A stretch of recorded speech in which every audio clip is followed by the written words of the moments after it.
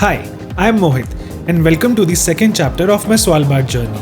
पहले पार्ट में मैंने शेयर किया था कि कैसे मैं यहाँ तक पहुँचा, अपने होटल में चेक इन किया और थोड़ा बहुत एक्सप्लोर किया. In case you have missed out on the previous part, do watch the same. For now, let's move along.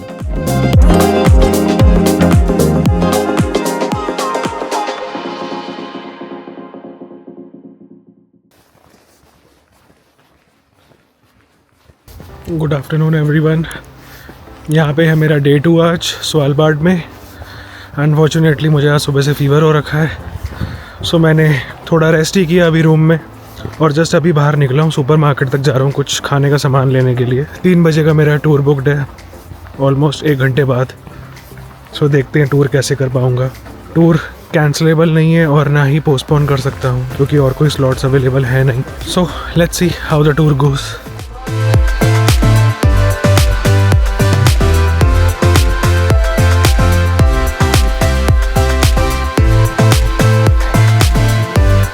Traffic lights or sidewalk, but you are still driving a vehicle.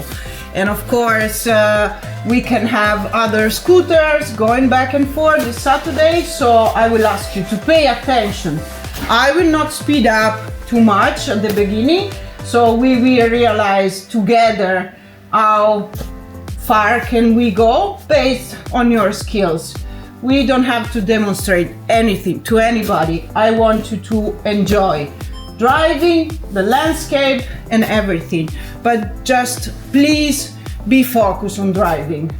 पूरा briefing हो गया, dress वगैरह दे दिया इन्होंने, proper boots and suit की तरह. Same procedure और same preparation है जो मैंने लैपलैंड में भी करी थी, बट यहाँ पे थोड़ा एक्सटेंसिव है और लोग ज़्यादा हैं क्योंकि पिछली बार जब मैंने ये किया था तो सिर्फ मैं अकेला चला रहा था और बाकी 3 लोग स्लेज पर बैठे हुए थे. यहाँ पे अराउंड 6 लोग हैं और 6 के 6 स्नोमोबाइल चलाने वाले हैं. सो यस, उस कंपैरिजन में तो लोग ज़्यादा हैं यहाँ पे. Let's see how it goes. All set. ये थोड़ा स्नोमोबाइल अलग डिज़ाइन का है तो मेरा कैमरा ज़्यादा रिकॉर्डिंग आगे से नहीं कर पाएगा. मतलब मैं खुद को अच्छे से रिकॉर्ड कर सकता हूँ. आगे क्या प्रॉब्लम आ रही है कि इसका जो शील्ड है ना वो जस्ट मेरे कैमरा के सामने है. सो ये देख रहे हो ना, ये चीज़ ये मैं चाह के भी हटा नहीं पा रहा अब. नेक्स्ट मॉर्निंग मैंने अपने आप को प्रिपेयर किया for the next big adventure, snowmobile ride across the permafrost region of Svalbard. ये टूर अराउंड 4 आवर्स का था और मुझे होटल से ही टूर स्टाफ पिक करने आ गया था. मेरे साथ और भी काफ़ी लोग थे इस एक्टिविटी के लिए. सबको एक रूम में ले जाकर ब्रीफिंग दी गई और थर्मल सूट्स दिए गए ताकि एक्सट्रीम कोल्ड में भी हम वार्म और सेफ रहे. मैंने ये एक्टिविटी डायरेक्टली अपने होटल से बुक की थी जिसका कॉस्ट था अराउंड 16,000. स्वालबार्ड में और भी काफ़ी इंटरेस्टिंग एक्टिविटीज़ अवेलेबल होती हैं जैसे northern lights tour, dog sledging, glacier hiking and more. Mostly activities इसी प्राइस रेंज में होती है, बट हाँ, पीक टाइम पे स्लॉट्स बहुत फास्ट फिल हो जाते हैं. मेरे ट्रैवल डेट्स में भी काफ़ी टूर्स ऑलरेडी फुल थे, तो मेरा सजेशन यही होगा अगर आप प्लान कर रहे हो तो एक्टिविटीज़ पहले से ही बुक कर लो. ये स्नोमोबाइल टूर मेरी लाइफ का सबसे थ्रिलिंग और अनफॉरगेटेबल एक्सपीरियंस में से एक था. स्वालबार्ड के परमाफ्रॉस्ट रीजन के बीच जहां आसपास सिर्फ साइलेंस, स्नो और सरियल वाइट लैंडस्केप्स थे, स्नोमोबाइल चलाना एक लिटरल ड्रीम कम ट्रू था मेरे लिए.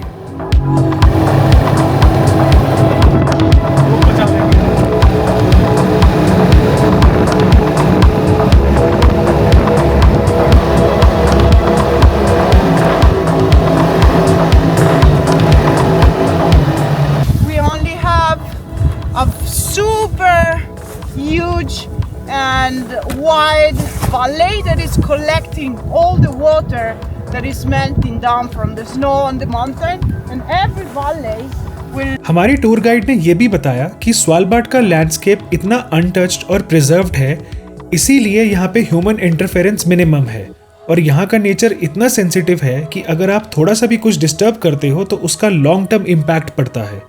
ऑनेस्टली स्नो के बीच वो साइलेंस, वो क्रिस्प कोल्ड एयर और ये इनसाइट्स सब कुछ मिलके इस राइड को सिर्फ एक एडवेंचर नहीं बल्कि एक आर्कटिक लर्निंग एक्सपीरियंस भी बना रहे थे. राइड के बीच बीच में काफ़ी शॉर्ट्स ब्रेक लिए गए और हर ब्रेक पे हमारी गाइड सबसे पर्सनली चेक इन कर रही थी, पूछ रही थी कि सब ठीक है, किसी को एक्स्ट्रा ठंड तो नहीं लग रही, और उसी टाइम वो थोड़ा थोड़ा एक्सप्लेन करती इस रीजन के बारे में. जैसे यहाँ की ज़मीन परमाफ्रॉस्ट है जो सालों तक परमानेंटली फ्रोजन रहती है। उन्होंने बताया कि क्लाइमेट चेंज की वजह से ये परमाफ्रॉस्ट लेयर धीरे धीरे मेल्ट हो रही है, जो आर्कटिक इकोसिस्टम के लिए काफ़ी रिस्की सिचुएशन क्रिएट कर रहा है।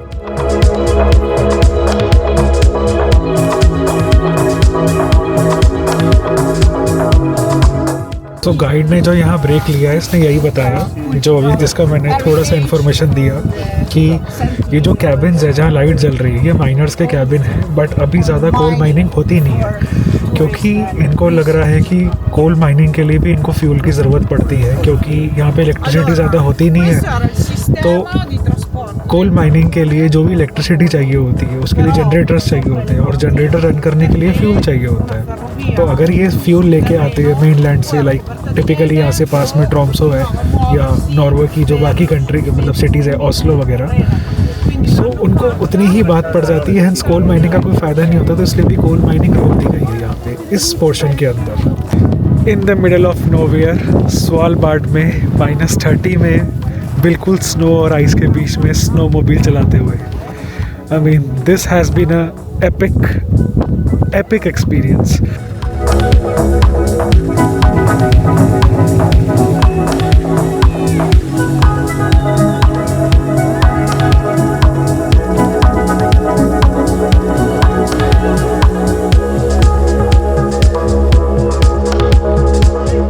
The next morning, I started my day with a private tour of mine number 7 in Svalbard, the only operational coal mine in the region. The mine is located a bit far away from the main town, and I was really looking forward to visiting it. Not just for the mine itself, but also to take in the unique views of Svalbard from this spot. Good morning guys. आज है मेरा Svalbard में third day. मैं taxi लेके आया था यहाँ के माइन नंबर 7 पे, जो इकलौती ऑपरेशनल माइन है, और यहीं से सबसे अच्छा व्यू है स्वालबार्ड का, क्योंकि ये सबसे हाईएस्ट पीक पॉइंट पे लोकेटेड है। मेरा प्लान तो था मैं यहाँ पे आके ड्रोन उड़ा लूँगा, बट बारिश होने लग गई। आई डोंट नो, बट अब यहाँ के व्यूज़ देखते हैं।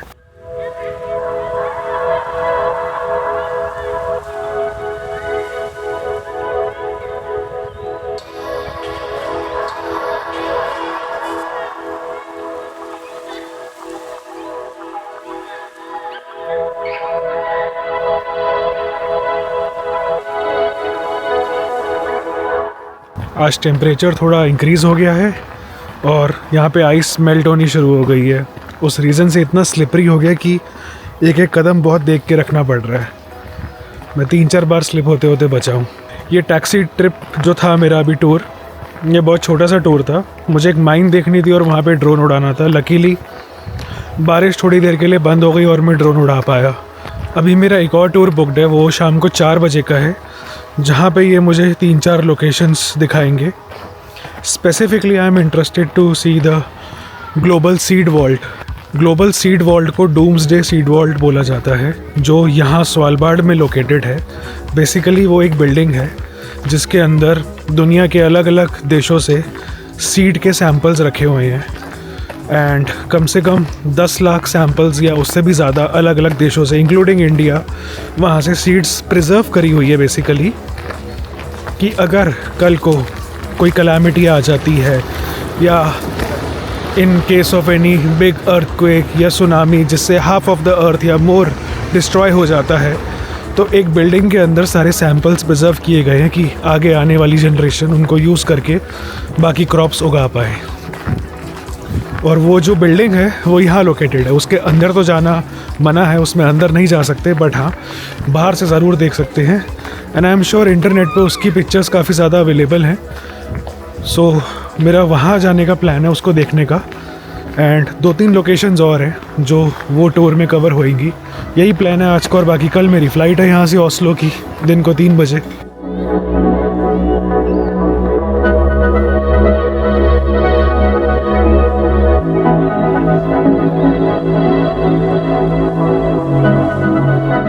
शॉपिंग मॉल में घूमते घूमते एक थाई रेस्टोरेंट मिल गया, लकीली बहुत अच्छा, क्योंकि 2 दिन से कुछ ढंग का खाने को मिला नहीं है। यहाँ पे ऑप्शंस बहुत लिमिटेड हैं। सो इस रेस्टोरेंट से मैंने पैक करवा लिया थोड़ा खाना।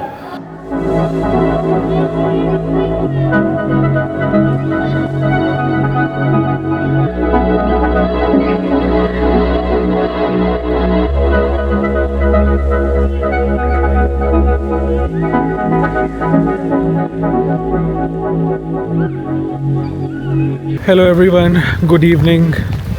Just a small update. मेरा जो शाम का टूर था वो कैंसिल हो गया क्योंकि आज मॉर्निंग में काफ़ी बारिश हो रही थी, फिर थोड़ी देर के लिए रुक गई। बट जब मैं अपने होटल वापस आया तो अराउंड 2 बजे के पास से नॉन स्टॉप बारिश शुरू हुई है। और जिस टूर पे मैं जा रहा था उस टूर पे कम से कम 50 लोग थे। काफ़ी लोगों का कैंसिल हो गया क्योंकि बारिश में यहाँ पे चलने में बहुत ज़्यादा ही प्रॉब्लम हो रही है, क्योंकि एक तो पूरा जो रोड है वो स्नो से कवर्ड है एंड जो भी बारिश हो रही है वो भी कन्वर्ट हो रही है आइस में, और उसके ऊपर चलना एक्सट्रीमली डेंजरस है।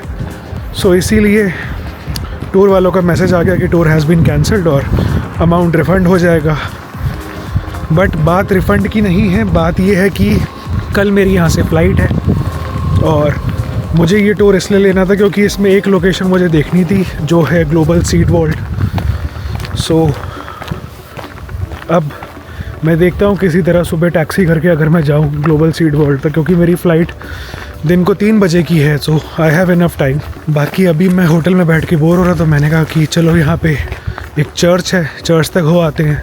2 संडे है और शाम हो चुकी है तो चर्च भी बंद ही होगा, बट एटलीस्ट देख के आते, क्योंकि मैंने सुना है कुछ लोगों के, मैंने वीडियोस देखे हैं कि चर्च बंद भी होता है तो भी वो विजिटर्स के लिए खुला रखते हैं। नॉर्दर्न मोस्ट टाउन का चर्च भी विजिट कर लूँगा। स्वालबार्ड की इवनिंग्स काफ़ी डिफरेंट होती है, स्पेशली फरवरी के अराउंड, क्योंकि स्वालबार्ड में होती है पोलर नाइट। स्वालबार्ड में साल के कुछ महीने नॉर्मल नहीं होते।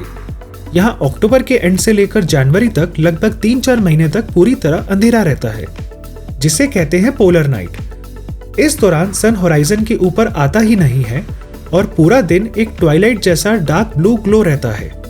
और फिर फरवरी के एंड या मार्च के आसपास जब पहली बार सन वापस आता है तो स्वालबार्ड के लोग उस मोमेंट को सेलिब्रेट करते हैं जैसे एक फेस्टिवल हो। और इंटरेस्टिंग बात यह है कि जहां एक साइड इतनी लंबी रात होती है, वहीं अप्रैल से लेकर अगस्त तक लगभग 4-5 महीने कंटिन्यूअस डे लाइट होती है, जिसे कहते हैं द मिडनाइट सन। तो स्वालबार्ड लिटरली एक ऐसी जगह है जहां या तो दिन ही नहीं होता या फिर रात ही नहीं होती।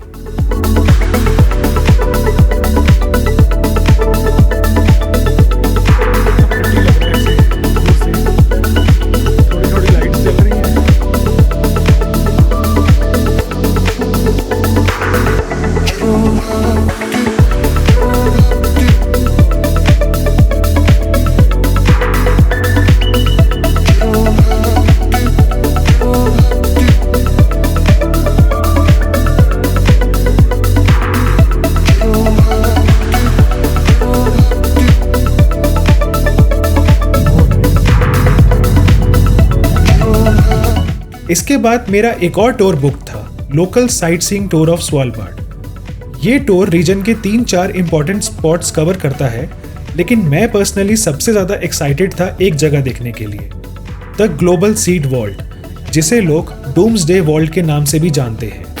गुड मॉर्निंग गाइस, आज है मेरा फाइनल डे स्वालबार्ड में, और फाइनल डे भी नहीं, कुछ घंटे फ़िलहाल, क्योंकि नेक्स्ट 2 आवर्स में मेरी यहाँ से फ़्लाइट है ओस्लो की। कल मेरा टूर कैंसिल हो गया था तो आज मैंने यहाँ पे एक प्राइवेट टूर लिया है, और लकीली मुझे अभी थोड़ी देर पहले few of the rarest species में से जो एक एनिमल है वॉलरस, वो भी दिखाई दे गया। और 3 वॉलरस थे, और जब तक मैं वीडियो बनाने लगता तब तक एक पानी में चले गए और बाकी 2 को I could capture in my video. अभी मैं यहाँ पे स्वालबार्ड के वाटर फ्रंट एरिया पे आया हूँ, जिसके पास में है ग्लोबल सीड वॉल्ट। अभी मैं उस पे जाऊँगा, लेकिन फ़िलहाल मैं यहाँ पे एक बार व्यूज़ देखने आया हूँ, क्योंकि बहुत ही पीसफुल और सीरीन एरिया है ये, विद स्नोई माउंटेन्स।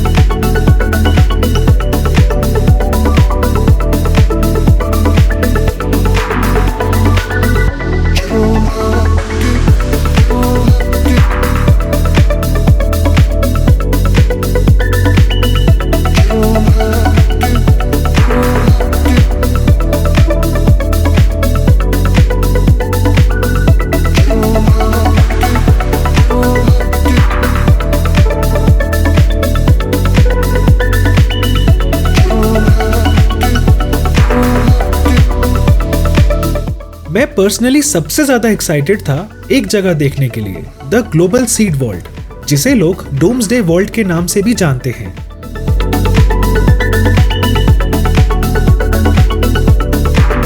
राइट मेरे पीछे है ग्लोबल सीड वॉल्ट जो स्वालबार्ड में लोकेटेड है।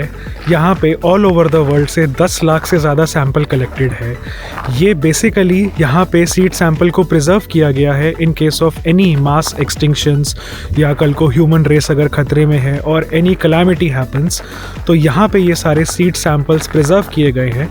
क्योंकि स्वालबार्ड आर्कटिक के बहुत पास है और यहाँ का जो टेम्परेचर है ऑल अराउंड द ईयर ऐसा रहता है कि यहाँ पे कुछ भी डिकम्पोज नहीं हो सकता, क्योंकि जो यहाँ की लैंड है उसके अंदर बहुत सारा फॉस्फोरस है और भी बहुत सारे मिनरल्स है जिसकी वजह से डिकम्पोजिशन नहीं होता।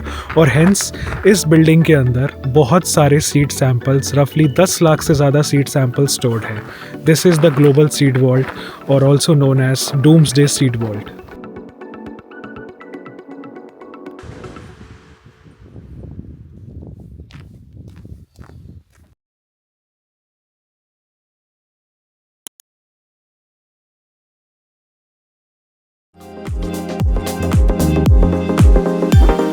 मेरी स्वालबार्ड ट्रिप ऑनेस्टली एक मिरेकल जैसी लगी।